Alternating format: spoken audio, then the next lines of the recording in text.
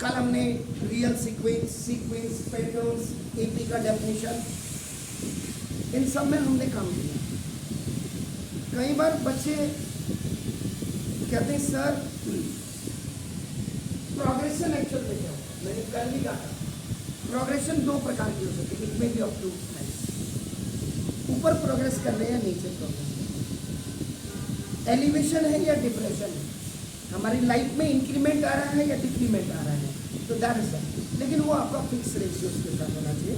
तो नाउ अब प्रोग्रेशन अगर हम पॉजिटिवली इसको सोचें तो now sequences which follow now a definite pattern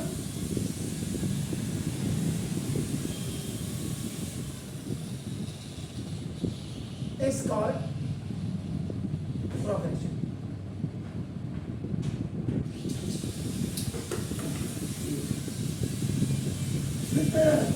अब डेरिवेशन ऑफ स्टैंडर्ड फॉर्म या जनरल टर्म, यहाँ पे स्टैंडर्ड फॉर्म नहीं कहूँगा मैं, general term A N is equal to A plus N minus 1 into C करते हैं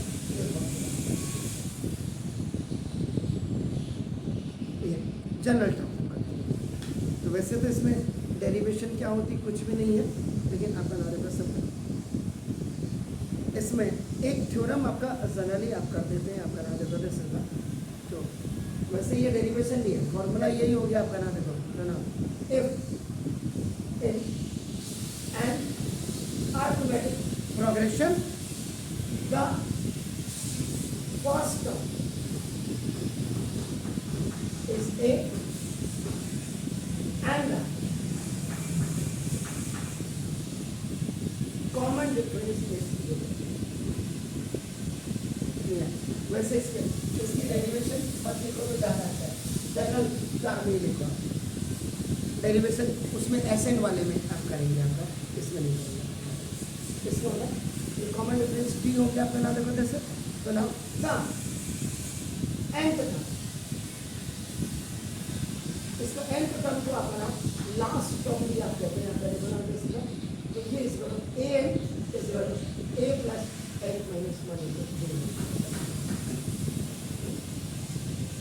अब आपका यहाँ पे क्लियर हो। अगर आप इसमें ए पी लिखेंगे तो A P first term, second term, third term, fourth term and ये आपका this is the last term. और जब लास्ट टर्म आपका प्रेजेंट होगा तो this A P is known as finite A P of time.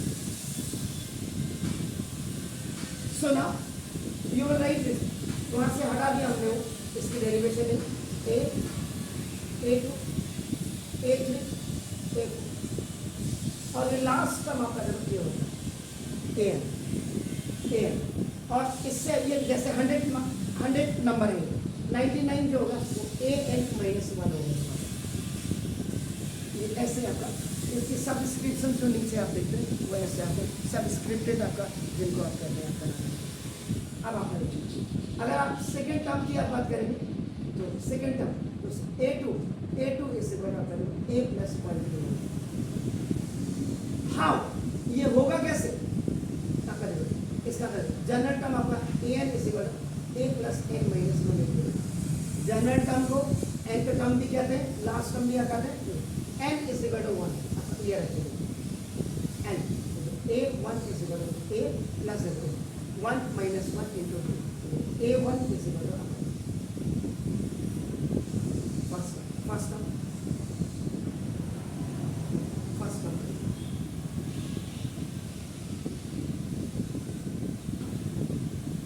कैसे देखो ए आपका कैसे। अब आप आइए सेकेंड टर्म a2,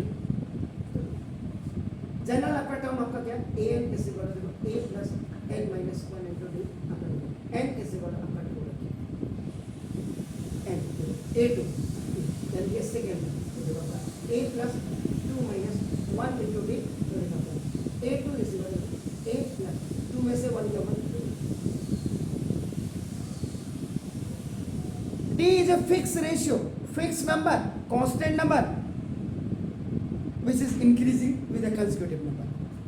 अब आपका देखो थर्ड टर्म अगर आप करते देखो थर्ड टर्म, तो third term is what a3। How it's coming, because the general term is आपका a n and that is your a plus n minus 1 into b, n minus 1 into b। So now you will keep n is equal to 3. So now n is equal to 3. So a3 is equal to a plus 3 minus 1 into d. a3 is equal to a plus 2. Any term you have to find out. Suppose you have to find out the 50th term. 50th term. So your general term, your nth term, whatever you are writing, that is an is equal to a plus n minus 1 into d. So you have to keep there n is equal to 50 on that. So now a 50. देखो यहाँ रखें n है, this is n. So this 50, a plus 50 minus 1. a 50 is equal to a plus 49.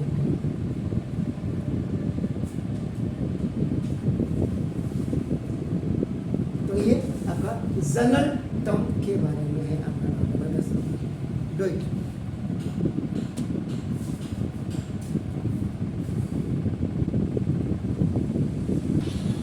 एक इसमें बहुत common important चीज है ना, कई बार हम पढ़ाते पढ़ाते भूल जाते हैं। तो ना जैसे ना nth term of an AP from the end का मतलब लास्ट से। AP में ये तो ऐसे चलने देते, ऐसे चलने इसमें आपका AP ऐसे आता है यहाँ से, दिस द एंड से आप इधर को आएंगे, एंड तक कौन सा टर्म होगा, लास्ट से एंड तक। अगर आप देखो AP इज इक्वल टू आपने किया ऐसा कुछ नहीं, A2 A3 A4 and it is not needed that आपका every time you can write आपका this an is equal to last term. आप इसकी जगह में L भी रख सकते हैं। This n is also that L is equal to an, both are same, both are represent for nth term और it is represent for the last. अब यहाँ से इधर को आपने आना, कोई भी टर्म आपको चाहिए, आप क्या करेंगे उस समय nth टर्म जो रिक्वायर्ड टर्म है, एक्चुअल में that is the required term, you can say that. तो जो भी टर्म आपको चाहिए इनके बीच में, उस समय जो आप फॉर्मूला यूज करेंगे वो आप करेंगे। आप बना के this is the nth term from the end, from the end. इसके लिए जो फॉर्मूला आप लिखेंगे n प्लस n माइनस 1, बस इतना लिखिए। यहाँ देखो यहाँ क्या होता है, अगर an में देखो ये फर्स्ट टर्म है, फर्स्ट टर्म और कॉमन डिफरेंस देखो ये, या कॉमन डिफरेंस माइनस में आ जाएगा। इधर से जब आपने लिया फर्स्ट टर्म, इधर से ये लास्ट टर्म, मतलब ये वाला फॉर्मूला आपका कोई आपने कहा यहाँ से मुझे 49 टर्म ला करके देखो, तो दो टर्म अगर आपके पास है, आप first find out the common difference और उसके बाद आप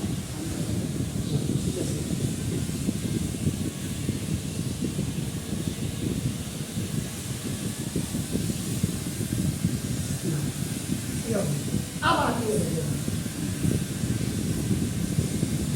how many required formulas needed in AB। आप खुद देख लीजिएगा, एक तो देखो ये आपका ना an is equal to a plus n minus 1, इसका आपका लास्ट टर्म भी कहते हैं and it is also known as n और एक जनरल टर्म का फॉर्मूला है a इज इक्वल टू आपका क्या होगा, this is the first term, n का मतलब देखो ना number of terms and d का मतलब ना इसका कॉमन डिफरेंस। एक फॉर्मूला आपको ये याद करना है, एक फॉर्मूला ये वाला याद करना है जो आप करेंगे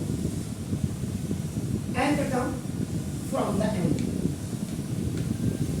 तो याद रखें जैसे a इज इक्वल टू आपका जो an is equal n plus n minus 1 into minus 1।